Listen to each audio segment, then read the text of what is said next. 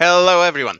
Welcome to yet another episode of Contact Lost. I am your host, Tweak. Almost as always, late, I can say. But to amend for that, I brought two fantastic guests with me. The fact that we are late is completely on me because my technical preparation today wasn't sufficient. It's because of my work. I just finished late. Anyway, today we have some faces, some familiar faces that you should know already. We have Kaskader and we have Majson. Hello there. Kaskader waved towards the viewers, but to everyone who listens on Spotify and so on, trust me, he is here. I'm here. Um, That's true. Sorry, my mic was muted and I was looking for the cursor. Thank you for that. I'm not the only one suffering from technical difficulties. This is nice to hear or nice to see. Um, Listen, guys, I brought you in today.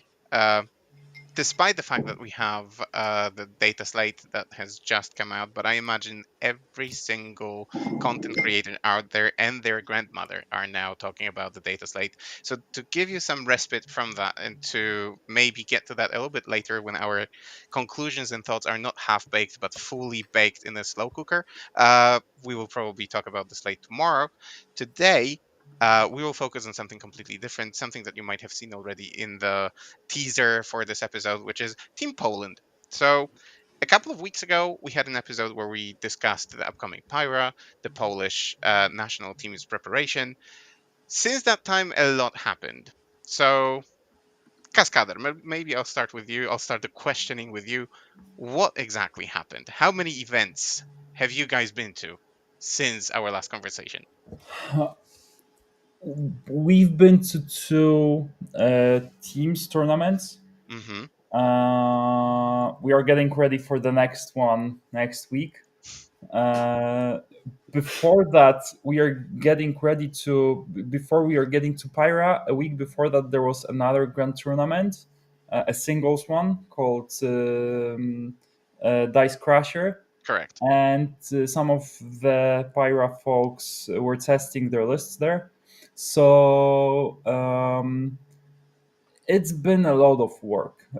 It's been a lot. Three grand Right. tournaments and getting ready for the next one next week.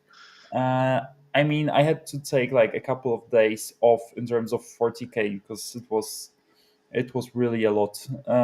Okay, wait. So I need to ask because the last time, and I remember this like this was yesterday, the last time we spoke, as soon as we were done with the podcast and I posted the links to the episode on, the Polish Discord and so on, I summarized it as one of the most energetic guys I have ever met. Oh my God, his energy is infectious. Now, when I No, hear no, you no. speak and I look at you, you look like Oh. a flesh mower went over you. What is going on? He's fresh one on this business, you know. Yeah, I guess. First timer. Yeah, yeah. I'm not gonna lie. It's been a lot. Mm, It's been a lot, and in terms of 40K, in terms of like running a company and my family getting sick, so it was like the workload. It was definitely there. The energy is back though, so it's not like I'm out of energy. I am like mhm. I'm freshly recharged, getting ready for the Understood. Netherlands. Okay. Um, All right. but I have to admit, last week I felt like shit. It was like a lot of work. Yeah. I mean, no surprises there, I guess. But it's also interesting to see someone who has just entered that world, how they are adapting, how they are going through it, and so on. It's a journey, so it's a very enlightening sort of experience, I guess. Also for me, just to to talk to you and see how you go through it and how you manage. We will get a little bit deeper into that. My son, uh, your perspective. So it seems like from my point of view as a person who has been to Dice Crasher, but after that mainly like TTS leagues in my leisure time and so on. I feel like I'm like in Poland, we call those football fans that go to football matches from time to time picnics. So I feel like I'm a picnic. You guys are hardcore professionals now. Do you feel like that? And how does it feel? Like, do you feel rejuvenated, tired, looking forward to the next event? What is it like? I think that this is just right now for me. It's routine, some kind of a Hmm. routine. I kind of experienced this for a couple of years, and now it's okay. I know February last year there was a Pyra, so I will just drop one singles event. I'll manage. I'll Hmm. drop something and focus on organizational stuff for 2 weeks, and then I will be going back on business in like team composition thinking and my army preparation. I will take some time. Yep. Hmm. Uh, it's all about some kind of a time management and a hobby when you get and I'm learning to do that basically because Hmm. last years I was overworked with hobby and overwhelmed a lot, and I'm trying to like find a boundaries for myself to not feel the burnout. So kind of a routine with events. We know that there's a peak in February because Hmm. our standard as Team Poland is right now Pyra Cup in February, and then Eurotrash Cup, so Netherlands tournament in March. So two tournaments that we are attending. Pyra Cup, of course, since last year, Hmm. and Eurotrash it will be fourth tournament for me. So we are there basically every year. A standard in the calendar. Hmm. So I already know that okay, in February we'll have this. In March we'll have some kind of data slate update and things like this. Then we have to prepare the team for Eurotrash, and these two particular tournaments are important for our candidates for Team Poland because this is the training ground and proof ground for them. Yeah. So we treat this tournament not to win the tournaments at all cost, Hmm. but mostly to challenge our team and our candidate players here and basically validate them against other teams. Okay. All right. So let's get into the thick of it. Kaskader. Pyra happened, finished. From what I've heard, people were very happy, extremely happy. I listened to the podcast by Tom Lohman and Six Plus Plus, and he sang all the praise about his first Pyra experience and so on and so on. Um, what does it look like from your perspective as someone for whom essentially this should be food for thought, like material for analysis? Have you got some? Is there stuff to analyze? You know, stuff to draw conclusions from? Yeah, of course. So Pyra Cup was first of all, we are at the point with our selection process at which we have nailed down the top 18 players, um, of whom probably 16 will go with us to WTC. So Pyra is one of the key events that helps us hammer out this top 18. So it was kind of a confirmation for us, like where all the players are in the selection process. We had some slight movements in what we as selectioners, as team managers, thought players what we can expect from different players. So definitely there was a lot of fruit for thought. We ended the fifth place, third from battles, right, with the team Poland A, and with team Poland B, we had only one win. Hmm. However, with Team A, we didn't have some of our best guys. Majson wasn't playing, Vladi and Golonka weren't playing. Hmm. That also took some of the players from Team B. However, I'm very happy that that some guys had an opportunity to play at a truly international event with international teams, and there's a lot of food for thought. We gave feedback to to basically all of the players. So everyone got their personal feedback after the event. In team B, we had a lot of overestimation in our tables, which was mostly due to the fact that some of the guys gained exposure to the top players in the world, which from our perspective was also expected. So that those over or underestimations, because we had those as well, are key information for us that look, these guys like need to play more, but we definitely see potential in them. So for this and the future seasons, we think it's a good investment to build up like the core competences. Even if there are only 8 spots in the team, we definitely need way more information about armies. So one of the key takeaways for us was confirmation on the players we have chosen, with some more observations on the key guys. And the second one, a look at the other teams.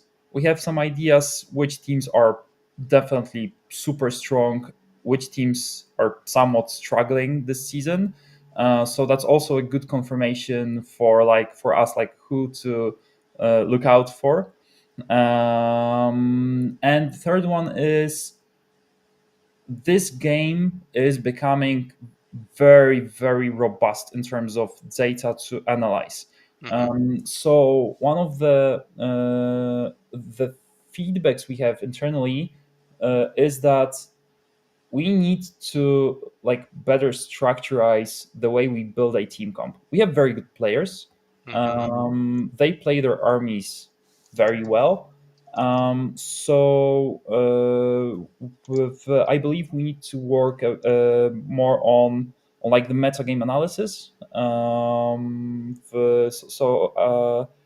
I think we are getting there. We have a couple of ideas on how to like help us go through the data and how to get more accurate data about how to play with the team, not just to play with our armies, but to play with the team against a team, generally speaking. So there's really a lot of feedback that we got from Pyra. Okay, so Yep. we'll get back to that because this is a really interesting topic. But I want to give Majson a chance to say a little bit as well, and I'll build the second question on something that Kaskader has just said because I find it really interesting. Kaskader said that after the event, you gave players feedback, which I guess from, again, someone like me, for example, if I were on one of the teams, I would definitely want to hear your feedback about how I did. Are you happy with my performance? You know, a pat on the back maybe, or something like that. So great. But did you also give the players homework? Did they have to give you feedback of their games, like how they felt, what they did well, what they did, and blah blah blah? Or did you like want to throw them into the fray and then just observe how they behave? How does that work from a selectioner's point of view? Majson, that one's for you.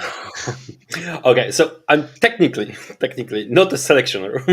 I mean, yeah, people, but from the people who, captain, yes, from the okay. captain's point of view, what I like to do, what I like, because and this is also one of the specific reason I was not playing at the event. I like to observe players how they behave on the tables and how they play under some kind of a pressure. So basically, from the approach, throw them into the battle and observe how they basically deal with the situation and how they evolve and how they draw conclusions during the event itself. I was there to talk with players. I was there to talk and get their opinions. If I saw they needed some kind of a talk with the captain between the games or to talk about estimations, I was there.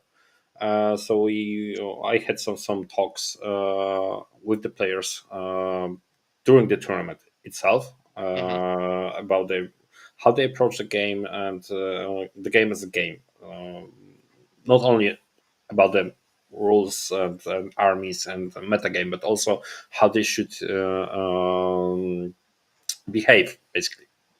So where are the boundaries with the players and so on, so on. So conduct. Yeah, Mhm. yeah, and how basically the I also we have in Team Poland, especially, we have really like code of conduct, how we should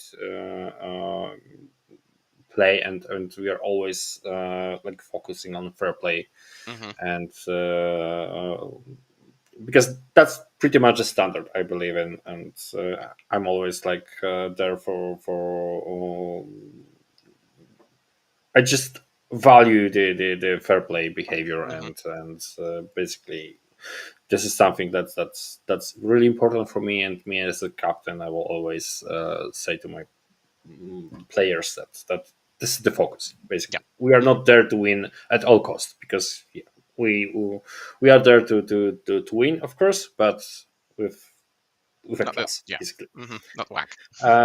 Yeah. So basically, I like to throw players in some kind of a chaos and see how they fare them. Of course, Mhm. that's not the case for WTC and like more like the tournaments where we really want to win, because then we have to have some kind of a structure, and it's a different case. For Mhm. Pyra, it's more like testing who will get there, who will just resist the pressure, and who will be active enough to be who basically presents value for a team composition as well, also. Mhm.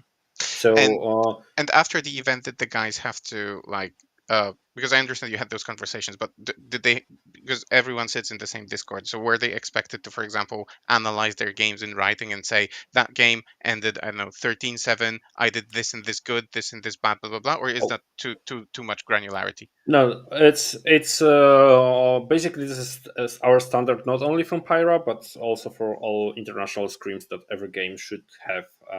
We have like a standard of keeping track of the games, test games that our candidates played, and Hmm. there's an official like format to fill in the data. So that's the Awesome. standard, basically, Great. right now. And this is also a way that, thanks to this like track of the games, we found some of the candidates that have the potential of being in the team. Maybe not this year, but in the next, for sure. Mm. Okay, great. So, Kaskader, back to you. One sentence that you said, which again that caught my attention. I mean, everything catches my attention, but this in particular was, we need to better structurize our team comp. And now this I find interesting because I don't exactly know what that means. So, do you mean that, I don't know, a single team had too many lists of the same kind, or was it more like too many defenders or too many attackers, or what hides beneath this better structure? Um, Better structure means that it's a couple of things actually. One thing is, I believe that what we can see is that each of the army has a lot of detachments. It will have more detachments. So, like the idea of playing a specific army and planning to play for someone to play a specific army slowly stops making sense. So what we are thinking more and more about focusing on is kind of being a specialist for a specific play style, or Hmm. being a kind of a robustly skilled player who can figure out most of the armies if you like give them a task to do so. So that's the first part, and the second part is, um, I don't want to reveal too much Hmm. of what we're doing, but Yeah, only tell us what you can. um, but one thing we should do to be able to play against different teams on a teams event is have universal players who can play different armies, different play styles. And the second thing is to have good quality data, meaning have robust information on which army, which build does what against something else to help us plan how to build the team, how to build the armies, which players to assign to which specific armies. So it's really a shit ton of different lists. And one of the difficulties for the next months will be to figure out which armies, which detachments, which kinds of play styles should fit into the top 8 and which players to assign to those. It's not just like this army is the best, this is the second, this is there will be so many good options that it might be hard to like figure everything out. Especially So that not always you want to go with the obvious pick. So yeah, there are so exactly. Yeah, and So there's we are playing this game on 2 levels.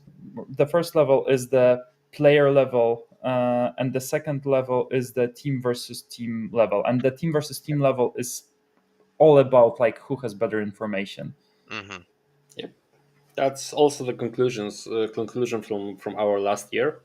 And also there's a big challenge to that because all the data that we gather up to now and for the 2 next months we will be basically reset at some point in June, which will be most probably before the cutoff for WTCs. Mhm. It will be because no one wants to play with the old rules at WTC, of course. Yep. But all the data that we gather right now will be basically needed to be reevaluated at some point before the WTC. Mhm.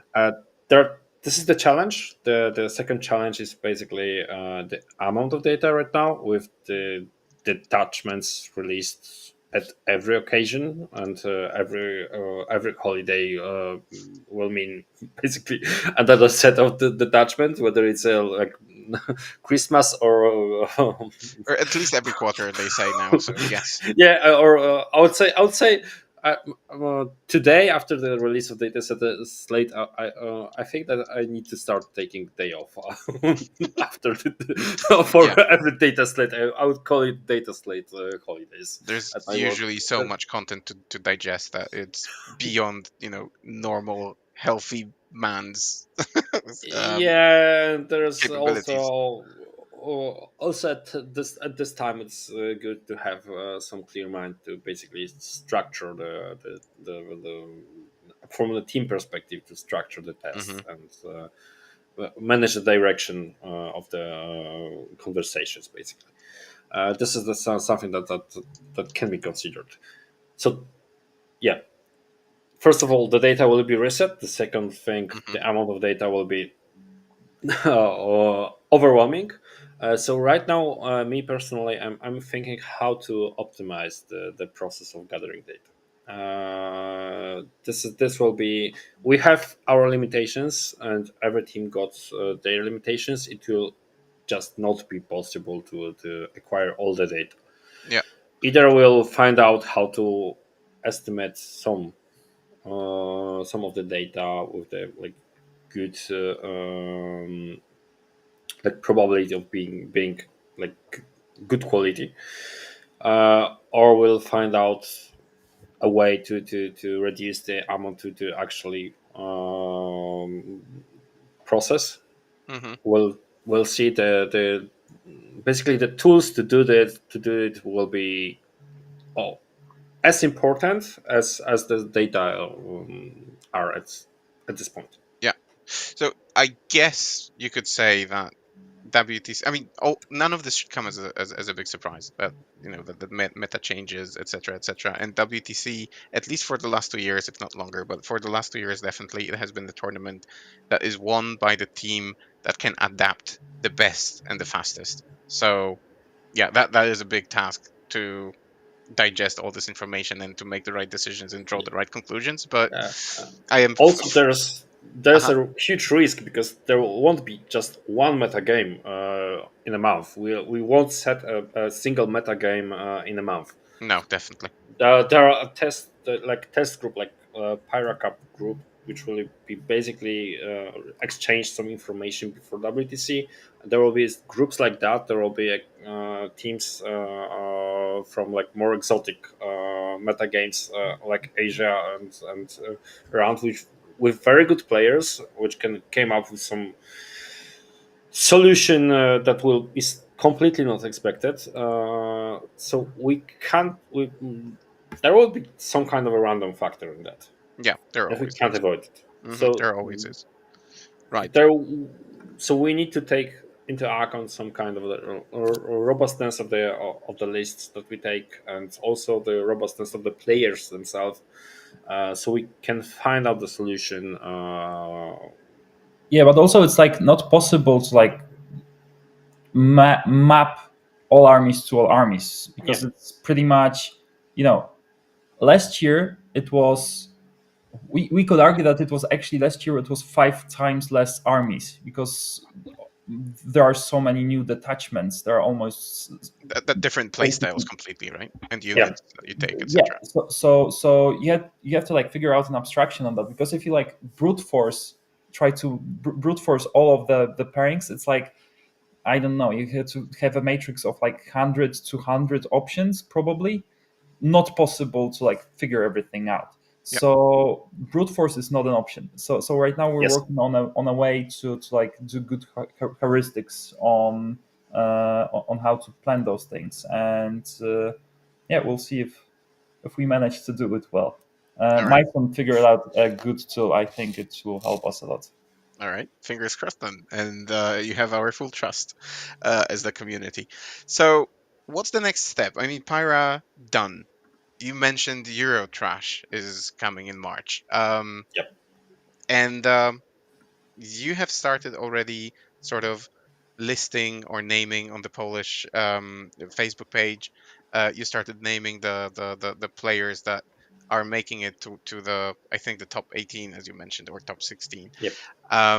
When can we expect some final conclusions, the top 8? Like, have you set a deadline for yourself, or is it too early to say?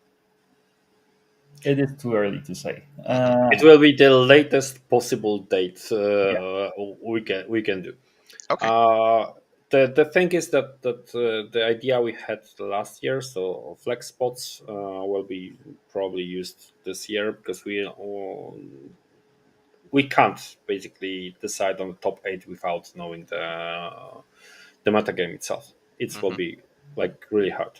So the latest possible date for team reveal, it will be there.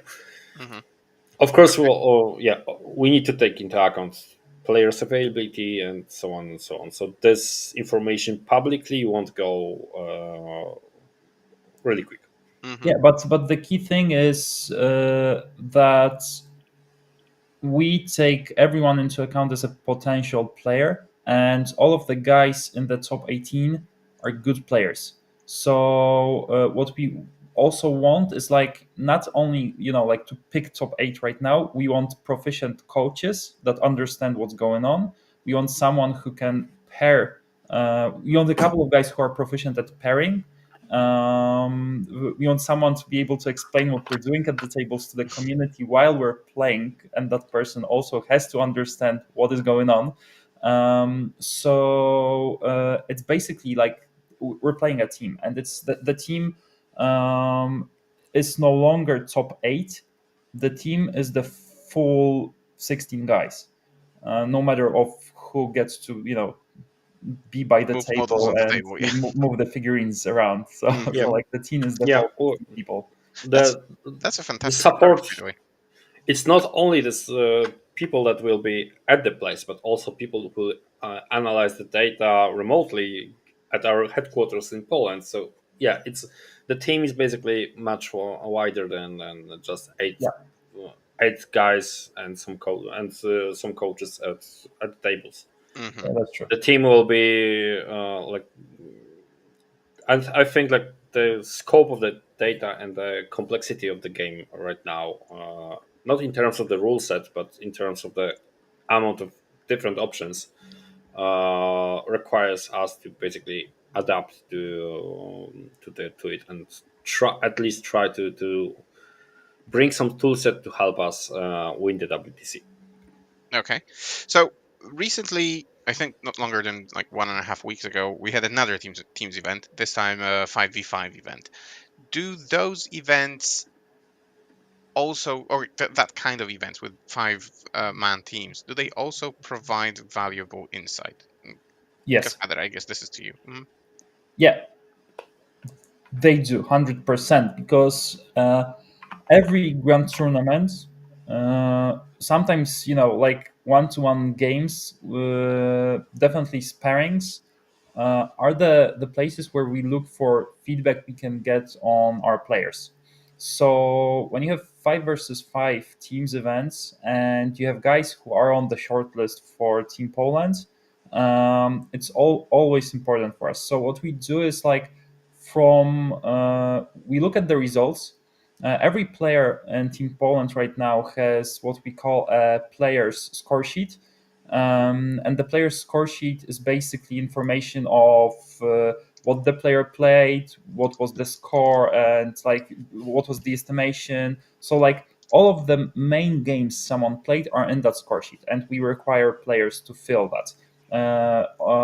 And that's so like every grand tournament, especially teams events, give us valuable information on how well someone estimates, and also there's more than that because when you play one-to-one with a person, sometimes there are stressful situations. Someone didn't hear something or understand, or in rare occasions, rare situations, some players have like an intent to not play nicely against other players.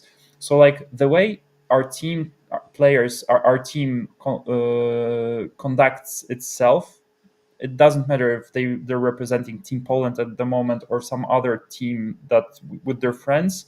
It's also valuable feedback for us. So we try to after each event, like to the main people, provide feedback about like or ask them questions like what happened in this situation, or tell them like what's the right approach. So it's exactly the same like in Pyra, but it's like less dense because you're not representing Team Poland. Yeah, However, we are still paying attention to the way you're playing the game, right. and The players cannot like lower their guard. They need to be on their Yeah, yes, tiptoes all the time. basically exactly. they're also representing Team Poland, but in some Yeah, different way. They're representing Team Poland to our Polish community, basically. So correct. you hold them to the high This is standard at all times, at essentially. all times. You need to, Hmm. as a Team Poland member, in my opinion, you need to like represent yourself in the both international environment and also in the national community, Hmm. because we also to just help the other players potentially go just get to the Team Poland in the future, Hmm. because yeah, it's all about finding out new potential players to get to the team in the future. I don't want to like look in the one single year perspective. We need to look to the like long term also, because at some point the old veterans that you all know will basically retire, including myself. I will retire someday and just No. be happily watching Team Poland winning the WTC after WTC, Hmm. and What do just you mean talking about. retire? Yeah, retirement is for the What weak. are you talking about? Come on. I'll be retired at some point.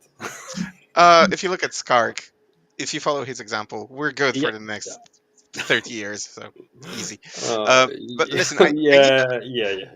I need to ask about something, and now this might be a little bit of like a funny question, but there is this pundit in Poland who does podcasts in Polish, and he's also connected to the Polish national team. I mean, Gogi, of course, and he did his summary of of the tournament that happened 1.5 weeks ago. And in that summary, he called out one of the players aspiring to the Polish national team who played Death Guard. And I'm not going to say who that was, but essentially Gogi ranted for a good 5 minutes on his podcast about how this player went into the tournament. He is aspiring to join the Polish national team. However, he went into a game, I think, versus Custodes and lost 19-1 or something like that. And our Polish pundit said, "This is unacceptable for a player on the Polish national team. How come? How is it possible? Come on, guys, get your shit together." Do you draw similar conclusions, or is Oh, Gogi exaggerating? I think they are friends, so maybe that was like for shits and oh, giggles. But that was basically friendly banter. shitstorm and banter, because Okay. these two individuals, I won't call them by name, Mhm. just happened to travel by a single car to this tournament. There you go. So that might be actually a reason that some like Right, but if again, just let's that's taking all the context aside, there is a player who's aspiring for the national team. He goes to a tournament, and a game that should be a win ends up in a harsh loss. Is that calculated? Is that expected? Is that a good time to yeah. have losses like that to see that, or is it just an accident? I would Let say me one thing. Hmm. go, and I'll This be is second. Okay, I have yeah. thoughts on that too. This is a dice game. Hmm. You can lose against anyone, anywhere. There are so many factors that can affect the game. So there's no point in like crossing the player on Obviously. based on just one game. But those kinds of games are really important to draw like conclusions and gather the feedback. So basically, this is when those kind of game happen. Uh, I talked to that player what happened in the game, and I got a really like nice feedback from him and about the reasoning, the and Decisions made it during the is game, etc., yeah, etc. yeah, Yeah. yeah. Hmm. It's important to find out the reason why it happened, because Hmm. usually sometimes it's about the dice, but many times you can just reduce the risk, and there's a boundary when you basically take too much risk and basically lose, Hmm. but you can also take too like less the risk. You can take no risk at all, refuse to play Warhammer, and basically score 8 points from and lose the game, but score some points. Hmm. Uh, it all matters also in the team context, because at all points, when you are playing for the team, your coach, captain, or can just tell you need to risk, and Hmm. then basically It could backfire. it could. And it happened also in the tournament, in this particular tournament, in a different matchup. But yeah, you take the risk for the team, you lose, but okay, it happens basically Hmm. because Okay. you needed to do this. Yeah. And we trust our players, and you need to basically, what can go wrong is the player that draws conclusions. Okay, that was, I tried, I don't know what I did wrong, I don't Hmm. know why it happened. You need to understand as a player why it happened. Yeah. I guess it's better to stumble like that and have that humbling experience right Uh, now than at the actual World Team Championship event. Kaski, yeah, you want yeah, to say? in that specific instance, I'm Of course, actually I'm using this as an example, right? We're not yeah, focusing on that particular player or anything. but I think that's also important in that context. Just like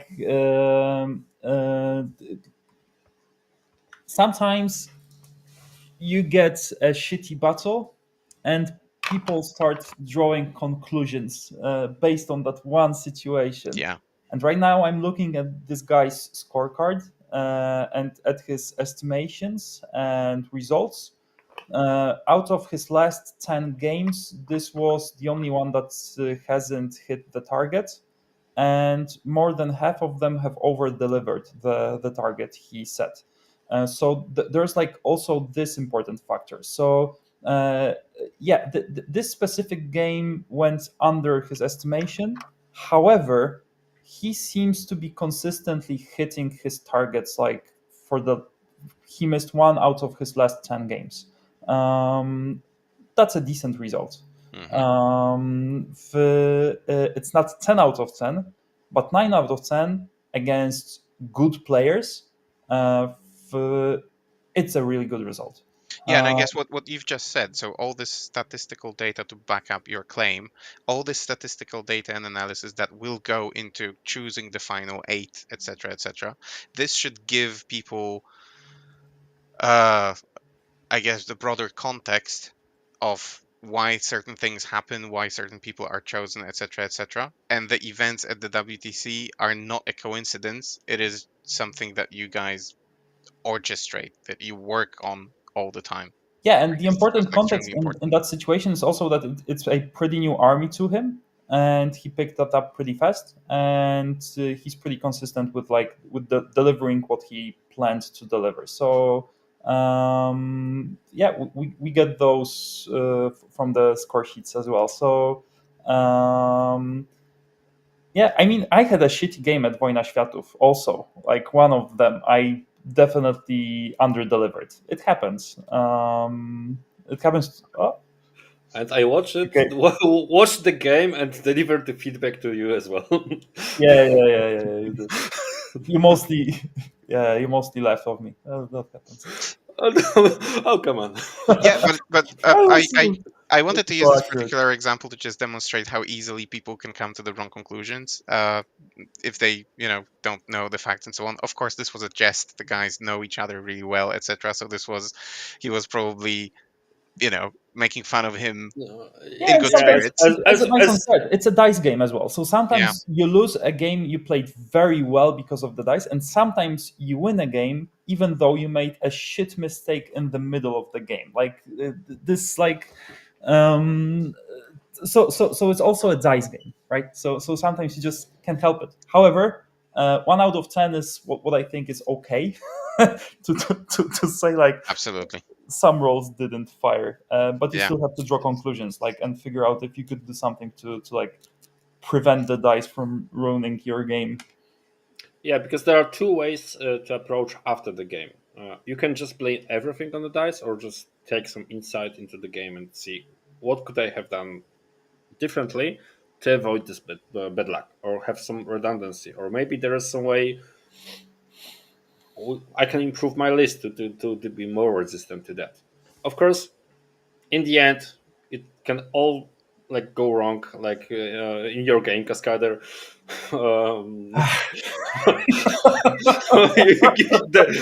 There are a couple of games that you basically cannot, and I would never believe him if I was not standing there. I was standing on the table and watching the game, and Kaskader trying to roll dice. I would say statistically, I think amount of 4-ups and 3 minus. I don't want to talk was about equal, but all the 4-ups went to his opponent, and he rolled all 3 2s and 1s. It was a sad moment, and also on the same tournament, I won a game during which I made a huge mistake.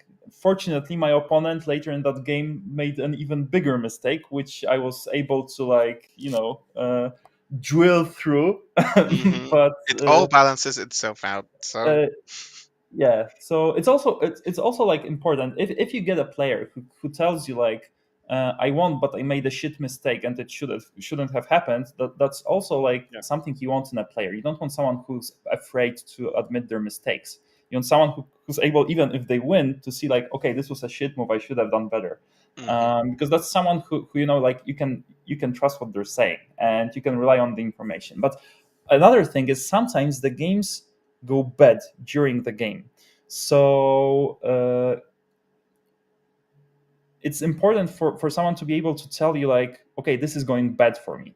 When you have a coach approaching, it's important that the coach can also trust you telling them that this situation isn't going well, or it's going below my estimation, So even if sometimes goes bad, if you communicate it well, sometimes you can tell other team players to like push it, so they can maybe try to like save the situation.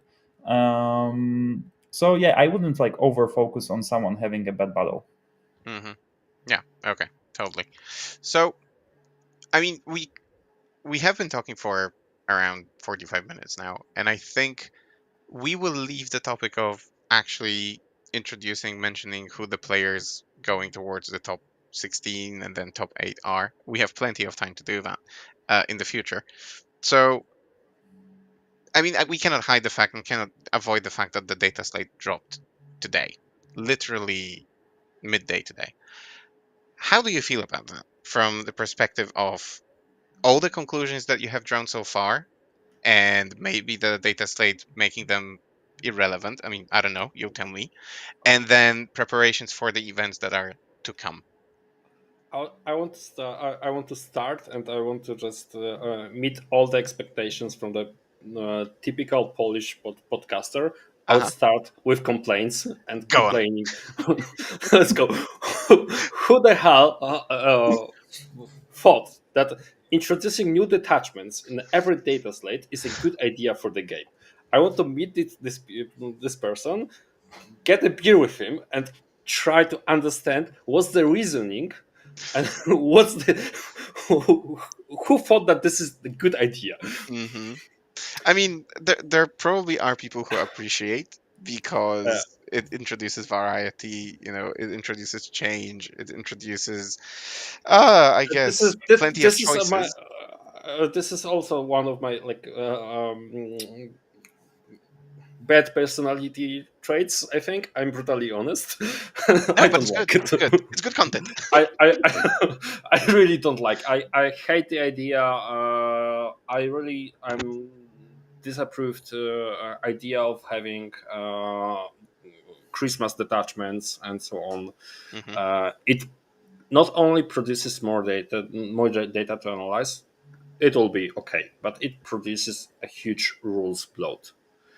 Right now, to look for the detachments, you need to look on the free sources for just one of information. So codex or index, then growth mass detachment on the GW page, and then in the other place you have detachments for your army hidden. It's used to be like that in rules produced by White Dwarf. In White Dwarf, some Hmm. kind of a things data sheets over there, and it was claimed as a bad idea. And now And we're they're we're basically, we're coming back to it. and we are coming back to it, but in some kind of a different form. Hmm. I really don't like it because it's not only like hard to analyze; it's hard to playtest.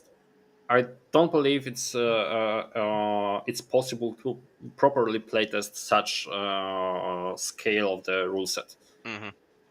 And However, However, I am having a shit ton of fun with the new Chaos Demons detachment. there you go. There are positive aspects as well. Um, yeah, yeah, because you're a demons player, and all I think since like a couple of hours, it's like nerdlings. I mean, I agree 100% with your take, I'm just but it's hard to like digest looking at my shiny new Chaos Demons detachment. so I guess, I mean, it's perfectly understandable what Majson claims, because now if you think, like, I work for a company that works in big data and provides like stock market data to institutions. So I speak to a lot of bankers, a lot of dealers, macklers, and so on, traders. And I guess volatility and too big volatility is something that everyone in that market tries to avoid. In any profession, you want to avoid volatility. You like stability, and the majority of people, the majority of businesses, the majority of professionals are risk averse, unless you deal in risk, but that's a completely different story. So with that amount of as you said, data, with that amount of variety, with that amount of rules bloat, which you, I think, rightfully said, this is causing trouble to people who want to turn this into maybe not something professional, but something close to professional. From the perspective of someone like me who is approaching this from a perspective, I have two armies, I would like at least one of them to be good. A new detachment is very welcome because this is giving a second life to one of my armies or both. But from your perspective, it's just more risks and more risks and more risks. So I totally understand your viewpoint. But do you think you can manage? I mean, we do get Well, to innovate on that, and we do get to design new tools to move through the data. So it's an opportunity to figure difficult shit out, and if we do, maybe there's an opportunity to have a new edge against other teams, possibly. yeah, let's Uh, bring more of them, and then everything will be chaos, and we just creating chaos. And Which again is, as I said before, it is all about the game of adapting and who adapts best. I guess it's fairly safe to say that all the teams have the same amount of time to try out to test things oh, through trial and error and so on. So yes. it's all fair from that point of view. Yeah, but at some point, it's my biggest concern is that at some point of the rules bloat will run into not a competitive state of the game, but some kind of a random state of the game. Hmm. So it will be totally. There will be 40, let's say 40 teams on WTC, and there will be 40 different meta games constituted by every team and with completely different lists and something like that.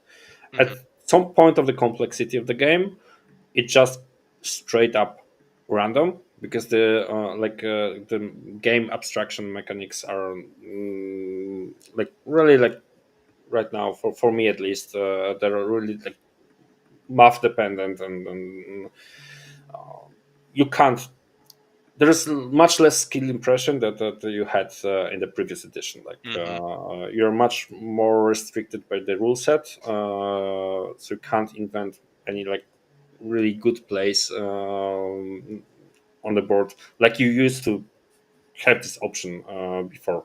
Hmm. Especially in terms of complexity of the charge phase, it's just simplified right now, and the game in my opinion is like going into simplification on this side, but on the other hand we have this rules bloat, so at some point we'll just have unhealthy game state with a lot of options but no set like meta game. Hmm. It will be like rock paper scissors game, and that's all.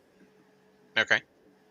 So when we talk about rules bloat, when we talk about new rules being introduced, again, I don't want to get into the data slate because there will be plenty of time to do that. And again, many people have done that already.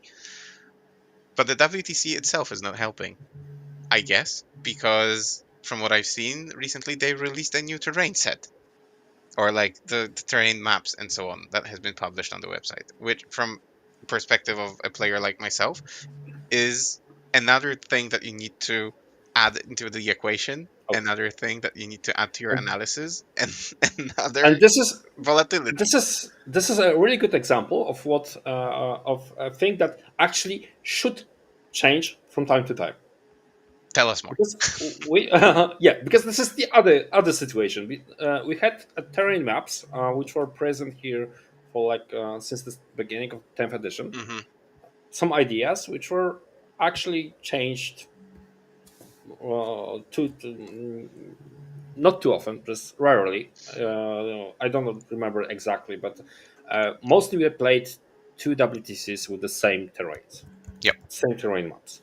No changes, no like how at least no changes in how the maps are designed and how they work in a like game abstraction terms.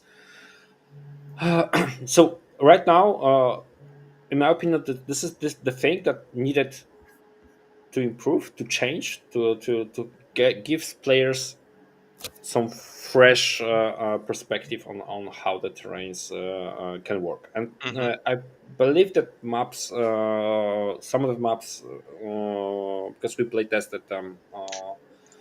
Also during the Pyra Cup, at least some of them. Some of the maps just bring some new like point how to play the games, and they were designed really good. There are in a good way that you can try something different. There are, of course, there are some problems that we are also getting feedback to WTC about that with some other maps that are potentially too much polarized into being too close to open and so on. But I'm happy with this change. I'm fine with like rules changing from time to time, and I'm fine with having like strict like fresh things in the game, because it just improves the game. We don't run like having the same games and same game state for a year or two. Yeah, and also like Tipping Point was shit. I absolutely hated all of those maps. They're fucking terrible. They are a bit better. Here we go. Come. Triggered. Kaskader's complaining. Check Tweak, you need to complain about something, and we will meet our Polish standards. Yeah, so we've actually Enjoying it been too much. consulted. Like the teams have been asked about the feedback about the terrain we are able to playtest. Some of that feedback has been put into the maps. So honestly, Tipping Point, there was no way to make it worse. It's the only way to make Tipping Point worse is to like put no terrain there at all. And right now it's better. I know some players to say this is the best maps ever produced. So. Yeah, of course. I can't imagine who you're talking about. So, like, if we It wanted remains to a mystery. just name some of the changes, I see that like the numbering of the tables disappeared, and there is no distinction into like light, heavy, or something like that. Am I reading this right? Yeah, this Yes, distinction didn't make any sense in terms of like it was exactly. only confusing. The main difference was only about the amount of the number of big ruins versus small ruins, and it was misleading into telling you that light terrain should be like good for gunline and heavy should be good Exactly. for like melee, which was rarely the case. There are many maps that were mapped as heavy that were perfect for gunline, and many that were like light that were amazing staging maps for melee armies. So I like that they dropped it. It makes the player think for themselves about what map works for them. And I do believe those maps are better balanced than they were. Okay. What's all that with the maps that have the beta next to them, and there is like a new type of terrain in them? So is that something that is coming? Is that something that is being tested? What is that? Yeah, that's. They also introduced some maps for other deployments. So Dawn of War and the one that's based on Dawn of War. I don't remember the name deployment. Dawn of But War. the ones that Dawn of War and something else. There was also something like Tipping Point. Sweeping engagement. Yeah, this is that was the name. So they wanted to provide for TOs also the maps based on WTC terrains, which is much appreciated. As a TO, I want to use some from time to time some other deployment maps just to provide some like fresh perspective of the game to the players. So that's fine. And also they are thinking of introducing these new terrains. So the flat ruins. They're kind of a standard in GW terrains, I believe, and also in UKTC this kind of terrain is also used. As a flat ruins, you can just move through it with vehicles. It just opens the board for the movement with vehicles and monsters, but closes for shooting. So it's kind of something different. Personally, I like it, but probably the shape of the tray will change. The placement of this will change. This is marketed as beta and probably not to be used in 2025. So. Okay. All right. Good to know. Okay. Listen, guys, I think I've kept you here for long enough. I know we didn't touch on all the topics that we have on the list, but there will be plenty of occasions to go back because we will have you on more and more often now that Contact Us is cooperating with the Polish national team, which I'm extremely happy about. So, I guess we will conclude here. I wish you all the luck in the upcoming events. We will definitely have an opportunity to talk about Eurotrash and so on, the Polish team comp and how the development of the Polish national team is going. It's been a pleasure. To our listeners, I hope it was a pleasure for you as well. Make sure to check out our sponsors. So, the Army Painter and Weyland-Yutani. Army Painter for amazing painting gadgets and gear. Weyland-Yutani for terrain. Both companies help us greatly, so do support them if you can. Make sure to like, subscribe, and follow us on all the podcast media and on YouTube and Facebook and Instagram and wherever else you can find us. And I guess until I want to say next week, but that's not true because we will be probably recording something tomorrow around the Dataslate. As I said, we will have fresh thoughts, well baked, to deliver to you, to your plates on your table. See you there. Thank you, everyone. Bye bye. Have a good night. Thanks. Bye. Bye. Take care.